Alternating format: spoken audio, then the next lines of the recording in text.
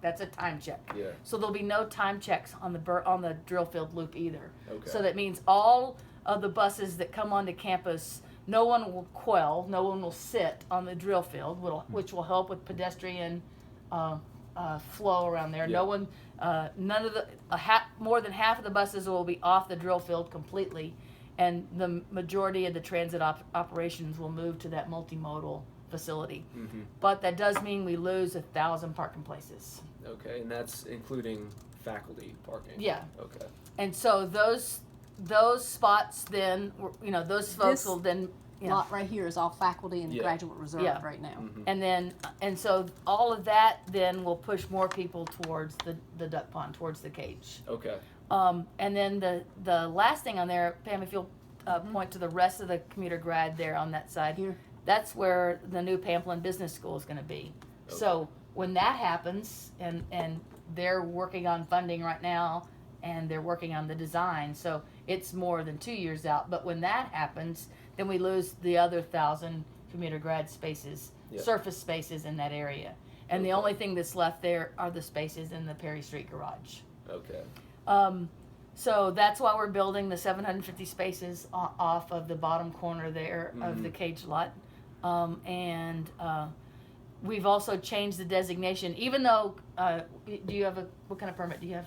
Do you I have park a on campus? commuter, So you yeah. have commuter grad, do you park on campus? I take the bus. Okay. You're not a commuter. Okay, so even though you both have commuter spots and you already could do this, a lot of people didn't know it. Yeah. You could already park in any spot that was a resident spot, but a lot of people didn't know that. So that Oh, whole no, I didn't area, know that. see Yeah, that I whole didn't know area of the either. cage? Yeah. You I can thought I park. couldn't park there. Yeah, you Yeah. can park anywhere in there. You can park anywhere Over in in the the stadium. Stadium. And so And then the so pink lot. because we all knew that and we told people, but we didn't have it real clearly marked. Yeah. Starting next year, or actually the signs are already up, that whole big green section there of the Yeah. When you cage, come all in. the signs where you come in say R or C and G, Okay. and then it'll get not bad. it'll get it changed on the map as well. We're gonna actually color it pink like we had the Yeah. duck pond down here. I'm sorry, that we have Chicken Hill down here. Okay. It'll be pink so that with any permit you can park there, to make it more clear that Okay. you can park there. Because I could stand out in the middle of that green section right there any day of the week, and I can count 800 spaces without even moving my feet. I mean, I might have to go into a circle to go like Yeah. that, but there's so all of that's already available to commuter grads right now. Yeah. We'll just make that more clear. So those are the things that are the sort of changing. We have those projects. We have one other project that's on the books right now, and that's the duck pond overflow lot. And that's that This lot little right one here. right there. Some people park in that. It's on Oak Lane. You get to it off of Oak Lane. Oh yeah. I So know that where lot, is. it's got 275 spaces. Did you see where it was? Yeah. Yeah, so I Okay. didn't even know that was a When you Yeah. turn lot. right. There's a lot of Yeah. like Yeah. the trailers and Yeah, stuff. there's a lot of like trailers there, but Oh, it's also trailers, yeah. available for commuter grads. There's always And a cop hiding in there. Yeah. There's usually a cop. yeah, so don't speed by Yeah. there, but you can park there. That's also available to commuter grads as well, but it's going away at some point. That's where the new autonomous vehicle park will be, the drone park. They'll have an Okay. actual netted area where they can test out drone things. And wow. and so that is the primary location for the drone park when they complete the funding for that. So big changes. The three Yeah. big things coming up are the building of the multimodal, the building out of the Pamplin, and the new buildings that'll be associated with that. It won't affect parking any, but the building of the stuff where the golf course is. And then the last thing for us is the building of the drone park that will take out some spaces. So, Okay. so net, with the addition of the 750 and the loss of all those other ones over the next 5 years, we're looking at about a 1,700 space deficit. Okay. All right. Which would make our app more useful. So now that we've gotten a little background about y'all's experience and things to come, we'll kind of move over to like the student view and our actual product. Have either of you ever been approached by students about commuter parking? I know they can be frustrated. While we were sitting in there, some kid was upset because he had a boot on his car. Yeah, How often do students approach you all? daily. Daily? Yeah, we Yeah. get phone calls and emails. Not so I wouldn't say daily we get someone in here who's frustrated about Yeah. parking, but you talk to someone all the time about it. Yeah. Most of the time, it's the same thing that happened when I just said something to the three of you. You're like, oh, I didn't know that. Yeah.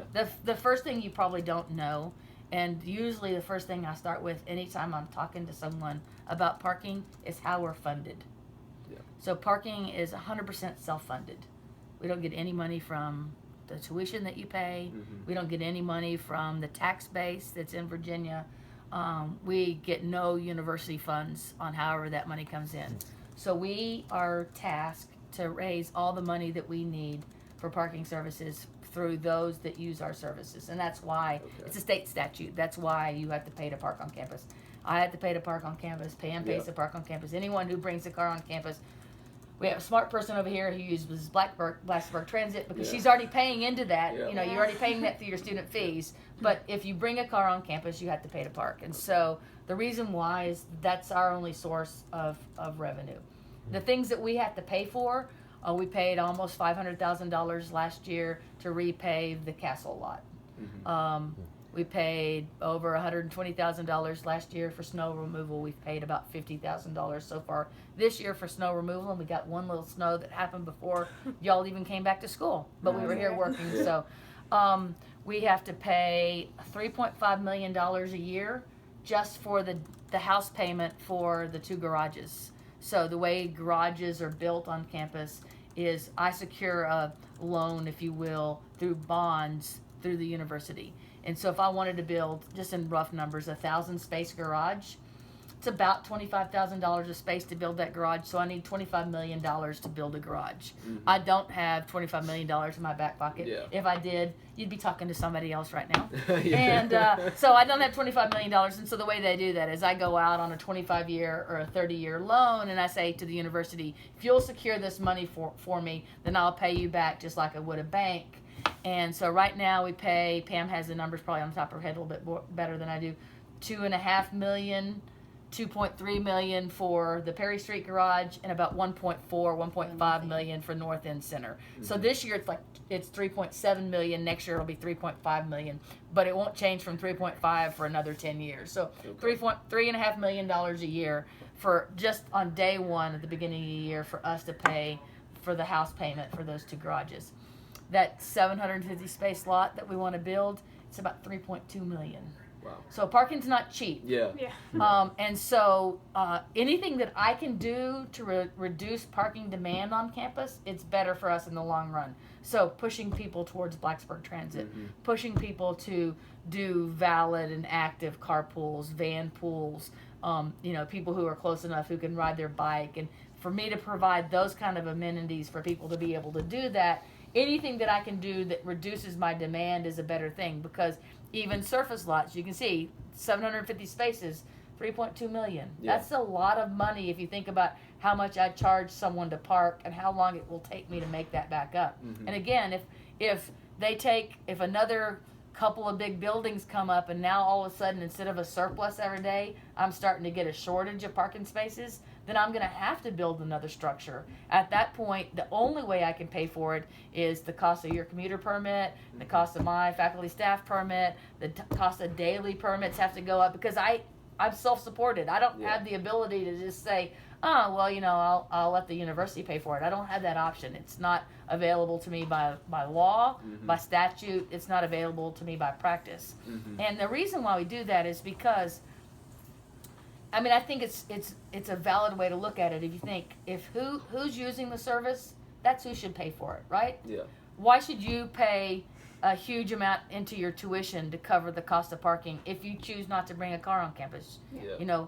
And why would the farmer who is out in where Pam lives, who has never had a child that came to campus here, but he pays his taxes every year, why should he pay for us to be able to park on campus either? Yeah. And so there's no reason why it should come out of tax revenue. There's no reason it should come out of tuition revenue. It just comes out of those people who make the choice to bring it. And that's the other thing.